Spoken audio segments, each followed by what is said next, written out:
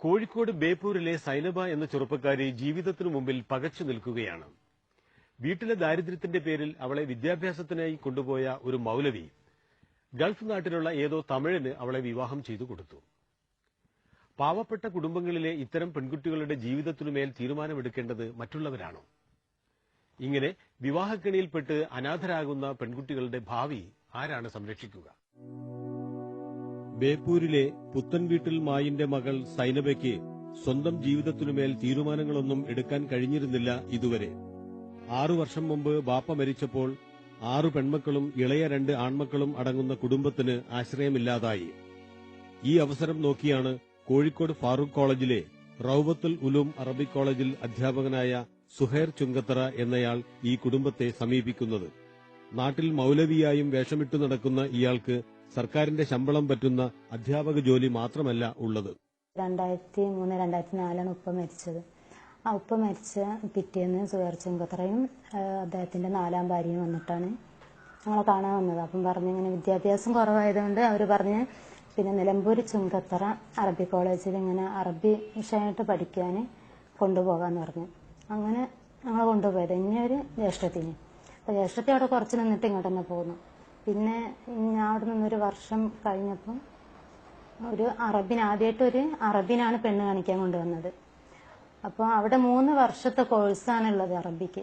അപ്പോൾ ഒരു വർഷം കഴിഞ്ഞപ്പോൾ പിന്നെ അറബിനെ കാണിക്കാൻ കൊണ്ടുവന്നതിൽ കുറച്ച് പ്രായമുള്ള ഒരാളായിരുന്നു. ഒരു 50 വയസ്സുണ്ടാകും. അപ്പം ഞാൻ ഇഷ്ടമില്ല എന്ന് പറഞ്ഞു. പിന്നെ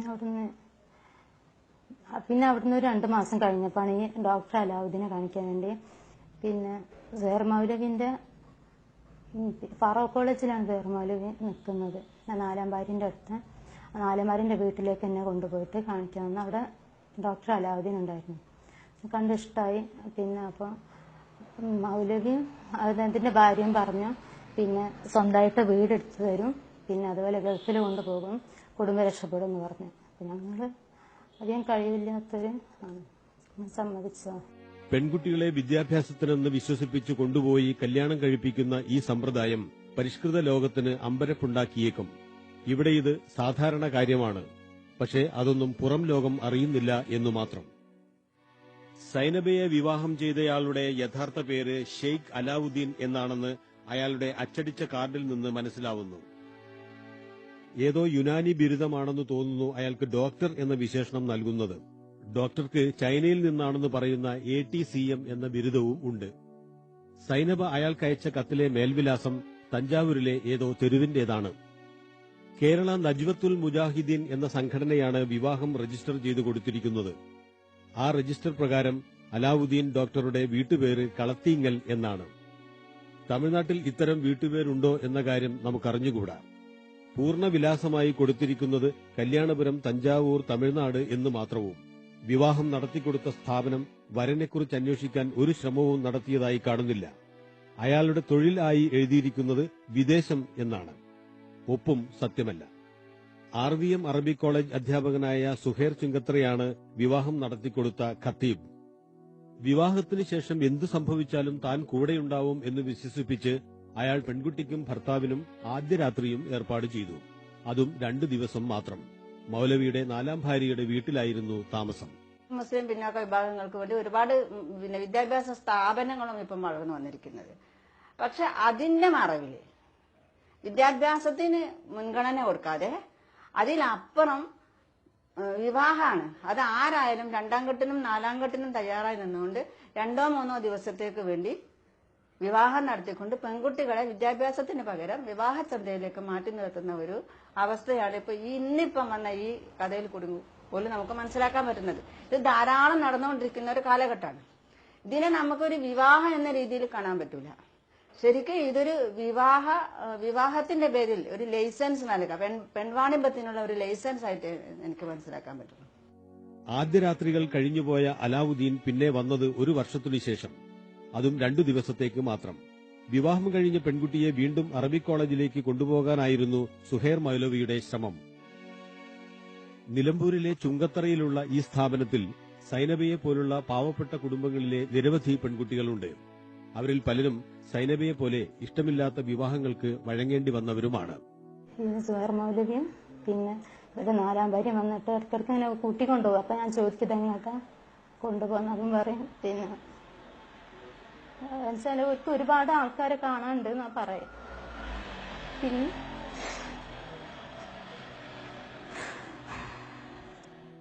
സൈനബയുടെ ഭർത്താവ് അലാവുദ്ദീൻ അവസാനമായി വന്നത് 2 വർഷം മുമ്പാണ്.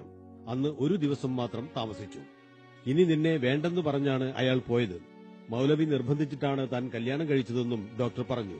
പക്ഷേ മൗലവി ചുമതലകളെല്ലാം കൈയൊഴിയുകയായിരുന്നു. അത് ഒരു കണ്ടപ്പോ അവരിതാ പറഞ്ഞത് ഇഷ്ടമില്ലപ്പോ നമുക്ക് എന്ത് ചെയ്യാൻ പറ്റുമോ അത് ഒഴിവാക്കാന്ന് പറഞ്ഞു. അപ്പൊ അവര് കത്തിൽ കൂടെ വേണമെങ്കിൽ അതായത് വിവാഹമോചനം നടത്തിയാൽ ഫോണിൽ കൂടെ ചെയ്യാൻ പറഞ്ഞു. അങ്ങനെ ഫോണിൽ കൂടെ അല്ലല്ലോ ഞങ്ങൾ വിവാഹം കഴിഞ്ഞത്. അപ്പൊ നേരിട്ടിട്ട് എല്ലാവരും അപ്പൊ അവർക്ക് അത് സമ്മതമല്ല. അവരിങ്ങോട്ട് വരൂല നിലവധി നാട്ടിലേക്ക്. ഫോണിലൂടെയോ കത്തിലൂടെയോ മൊഴി ചൊല്ലുക എന്ത് എളുപ്പമാണ്. ഭർത്താവ് അലാവുദ്ദീൻ കുറെ കൂടി എളുപ്പമുള്ള വേറൊരു വഴി കണ്ടെത്തി. അയാൾ തൊലാഖ് ചൊല്ലാൻ മൗലവിയെ ചുമതലപ്പെടുത്തിക്കൊണ്ട് അറബി ഭാഷയിൽ കത്തയച്ചു. ഈ കത്തിൽ അലാവുദ്ദീന്റെ ഒപ്പ് കാണുക. നദ്വത്തുൽ മുജാഹിദീൻ സംഘടന നൽകിയ വിവാഹ സർട്ടിഫിക്കറ്റിൽ കാണുന്ന ഒപ്പും കാണുക. ഇതിൽ ഏതാണ് വ്യാജം? ഇതിന് മറുപടി പറയേണ്ടത് മൗലവി സുഹൈർ ചുങ്കത്തറ കൂടിയാണ്. ഈ സുഹൈർ ചുങ്കത്തറ എന്ന് പറയുന്ന മതനേതാവ്, അയാളെ മതനേതാവ് എന്ന് പറയാൻ പറ്റില്ല. ഇത്തരം ഒരു അവസ്ഥ കണ്ട സ്ഥിതിക്ക് ഒരിക്കലും നമുക്ക് മതനേതാവ് എന്ന് പറയാൻ പറ്റില്ല. അയാളൊരു ദുഷ്ടനാണെന്ന് എനിക്ക് പറയാൻ പറ്റുക. കാരണം അത്തരത്തിൽ ഇത്ര പാവപ്പെട്ട പെൺകുട്ടി നിങ്ങൾ കണ്ടില്ല അവരെ കരച്ചില്ലേ? ഈ സങ്കടമൊക്കെ ആരാ കാണാ? അപ്പൊ അതിനെല്ലാം എന്താ പറയാ? അവരെയൊക്കെ പറഞ്ഞ് വിശ്വസിപ്പിച്ച് വഞ്ചിച്ച് ഇയാൾ എന്താ പറയാ? അയാൾ മതനേതാവ് ഇതാണോ ഇസ്ലാം കൽപ്പിച്ചിരിക്കുന്നത്? അത് പോരാതെ ഒരു നിക്കാഹ് അയാൾ അലാവുദ്ദീൻ എന്ന് പറഞ്ഞ ആളെ നിക്കാഹ് ചെയ്തിട്ട് സുഹൈൽ ചുങ്കത്തറ ഡിവോഴ്സ് ചെയ്ത് കൊടുക്കാൻ ഒരു കത്ത്, വിവാഹമോചനം നടത്തി കൊടുക്കാൻ. ഒരാളെ വിവാഹം ചെയ്യാൻ മറ്റൊരാളെ വിവാഹമോചനം നടത്താം, എന്നിട്ട് വേറെ ആളെ വിവാഹം കഴിക്കാൻ. ഇതൊക്കെ ഏത് ലോകത്ത്? ഇതിനേക്കാൻ തന്നെ പെൺവാണിഭം എന്ന് പറയുന്നത് പെൺവാണിഭത്തിന്റെ ഒരു സ്ഥാപനമായിട്ട് മാറിയിരിക്കുകയാണ് ഇപ്പൊ അത്. അതുകൊണ്ട് അതിനെതിരെ ശക്തമായ നടപടി സ്വീകരിക്കണം, ഗവൺമെന്റും സ്വീകരിക്കണം. അതുപോലെ തന്നെ ആര് കുറ്റവാളികളായാലും അവരെ നിയമത്തിന്റെ മുന്നിൽ കൊണ്ടുവരികയും ചെയ്യണം. അതാണ് ഞങ്ങൾ ആവശ്യം. ഞങ്ങൾ ഇയാളെടുത്ത് പോയി, അത് ഈ മൗലവിന്റെ അടുത്ത് പോയി എന്തെങ്കിലും ഒരു തീരുമാനമാവും വെച്ചിട്ട് ഞാൻ ജ്യേഷ്ഠത്തിന് പോയത്. പക്ഷെ ഇയാൾ പറയുന്നത് ഇങ്ങനെയാണ്, അലാവുദ്ദീൻ ഇഷ്ടമല്ലേ പിന്നെ എന്തിനാണ് ഒഴിവാക്കി തരാന്ന്. അപ്പൊ ഞങ്ങൾ പറഞ്ഞു ഞങ്ങൾക്ക് നഷ്ടപരിഹാരം കിട്ടണം. ജ്യേഷ്ഠത്തിൽ പറഞ്ഞു അപ്പൊ നഷ്ടപരിഹാരം കിട്ട സ്ത്രീധനൊന്നും വാങ്ങിക്കാതല്ലേ കല്യാണം കഴിച്ച് പിന്നെ എന്ത് തരാനാണ്. ഭർത്താവിൽ നിന്ന് മൗലവി സുഹൈർ ധാരാളം പണവും സാധനങ്ങളും വാങ്ങിയതായി സൈനബ ആരോപിക്കുന്നു. മൗലവിയുടെ 4ാമത്തെ ഭാര്യയുടെ ഭീഷണിയാകട്ടെ അലാവുദ്ദീനെ 4ാമതും കെട്ടിക്കും എന്നാണ്. അതെന്റെ ഭർത്താവിനെ പറഞ്ഞിട്ടുണ്ട്, ഒരുപാട് പൈസ നഷ്ടപ്പെട്ടിട്ടുണ്ട് എനിക്ക്. ഇയാള് സൗദിയിൽ പോകുമ്പോ എപ്പോഴും ഇവരടുത്ത് ചെന്നിട്ട് കാശ് വാങ്ങിക്കും, എല്ലാ സാധനങ്ങളും. ഗൾഫിൽ നിന്ന് കല്യാണം കഴിഞ്ഞിട്ട് ആദ്യം ഇയാൾക്കാണ് ഓരോ സാധനങ്ങൾ അയച്ചു കൊടുത്തിട്ടുള്ളത് ഗൾഫിൽ നിന്ന്. ഇപ്പോൾ സൈനബയുടെ ദാമ്പത്യ ജീവിതത്തിന്റെ അർത്ഥം എന്താണ്? അവൾക്ക് ഭർത്താവ് എന്ന് പറയുന്ന ആളിൽ എന്തെങ്കിലും അവകാശമുണ്ടോ? അവളുടെ ജീവിതം ഈ വഴിക്ക് തിരിച്ചുവിട്ടവർക്ക് ഒഴിഞ്ഞു നിൽക്കാനാവുമോ? ഇനിയിപ്പോ ഇവരെ രണ്ടാളും പിടിക്കണം, അതായത് അലാവുദ്ദീന് തീർച്ചയായും പിടിച്ചിട്ട്. അതുപോലെ എന്റെ അനുഭവം ഇനി ഒരു പെൺകുട്ടിയൊക്കെ ഉണ്ടാകാൻ പാടില്ല. അയാളെ പുറത്തേക്ക് കൊണ്ടുവരണം. കാരണം ഇയാൾ ഇനി ഒരുപാട് നടത്തി അയാളെ പിന്നെ എന്തെങ്കിലും ചെയ്ത അയാളെ പറയാൻ നിന്റെ മാത്രം കല്യാണം അല്ല 1000 കല്യാണം വരെ ഞാൻ നടത്തി കൊടുത്തിട്ടുണ്ടായി, നിന്റെ മാത്രം ഇങ്ങനെ ആയിട്ടുള്ളൂ. അപ്പൊ പുറത്തിറങ്ങി ഇപ്പൊ എല്ലാരും അന്വേഷിച്ചാലും അറിയാം എത്ര ഇങ്ങനെ ആയിട്ടുണ്ട് എന്നുള്ളത്. ഇനി ഇതുപോലെ നടക്കാൻ പാടില്ല ലോകത്ത്. ഏതായാലും സൈനബ ഇപ്പോൾ തന്റെ ജീവിതത്തിനുമേൽ ഒരു തീരുമാനം എടുത്തിരിക്കുകയാണ്.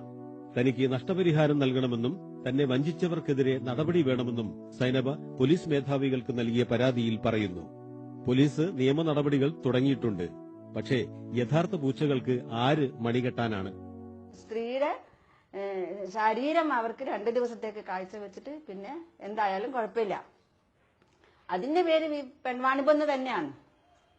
വിവാഹത്തിന്റെ മറവിൽ നടക്കുന്ന പെൺവാണിഭം തന്നെ ഞാൻ പറയുള്ളൂ. അതുകൊണ്ട് അത് ഏത് മതവിഭാഗത്തിൻ്റെതായാലും ഏത് മത നേതൃത്വത്തിന്റെ ഭാഗത്ത് നിന്നാലും കടുത്ത ശിക്ഷ നൽകേണ്ടത് തന്നെ. അത് എത്ര വരെ പോയാലും അതിനെന്ത് വില കൊടുക്കേണ്ടി വന്നാലും ഇത്തരത്തിൽ അനാഥരായ പെൺകുട്ടികളെ വീണ്ടും സംരക്ഷണം തേടിയെത്തുന്ന സ്ഥാപനങ്ങളിൽ നിന്ന് അവരെ വീണ്ടും തെരുവിലേക്ക് ഇറക്കുന്ന ഒരു അവസ്ഥയിലേക്കാണ് വരുന്നതെങ്കിൽ അത് ഒരിക്കലും നമുക്ക് അംഗീകരിക്കാൻ